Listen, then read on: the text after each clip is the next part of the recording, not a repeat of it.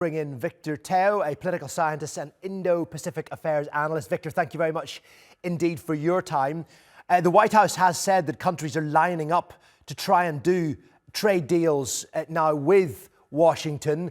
Is this simply just a high-stakes game of poker by Donald Trump? Is he using these tariffs as a bargaining chip? I would think so, yes. I would agree with the assessment.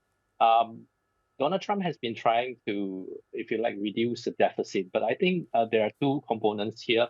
One is the fiscal deficit, that America is generally spending more. So in terms of what the federal government is doing for its own projects, as well as the numerous, if you like, war the federal government is funding abroad.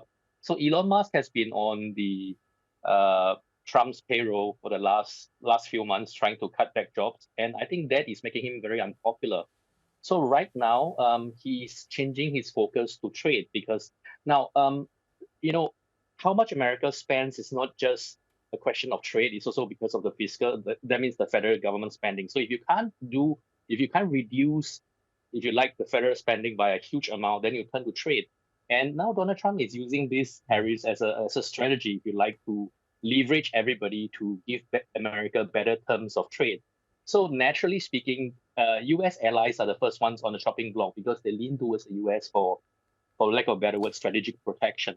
So you see Taiwan, Japan, South Korea, they are not spared, and everybody is shocked, including the EU, Australia,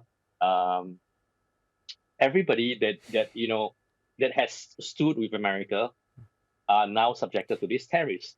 So of course, at the top of the list is China. But so this, his strategy is being applied across the board, but they are, I think, designed to gain different effects. I will agree with the assessment. How do you think China will react?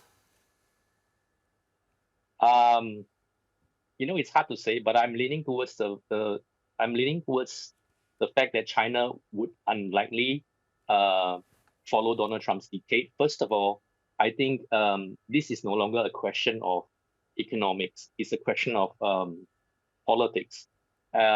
If the Chinese Communist Party accede to whatever Donald Trump is doing, then I think it will lose a lot of ground politically at home. That's the first step.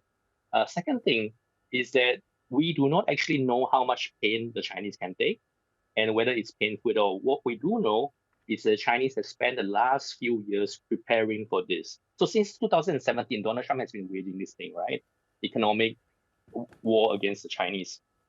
And I think one of the things that the Chinese have been doing is to diversify markets and to look for alternate source of raw materials, alternate sources of, if you like, sourcing any products that it could buy from the US. So in that respect, the Chinese have been preparing themselves for many, many years.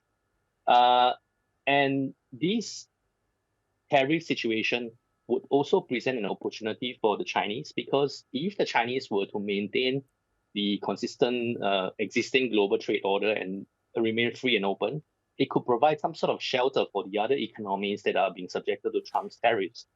Consequently, if all these countries are not successful in talking to the US, they might actually, and the Chinese are able to buy more from them, it might, if you like, elevate Chinese global influence even more. If we look at the markets, Victor, from the last few minutes, you look at Japan down 2.6%, South Korea down 0.8%, the Hang Seng in Hong Kong 1.2%, Taiwan down 4%, Australia down as well. Are those countries more exposed to these tariffs than China?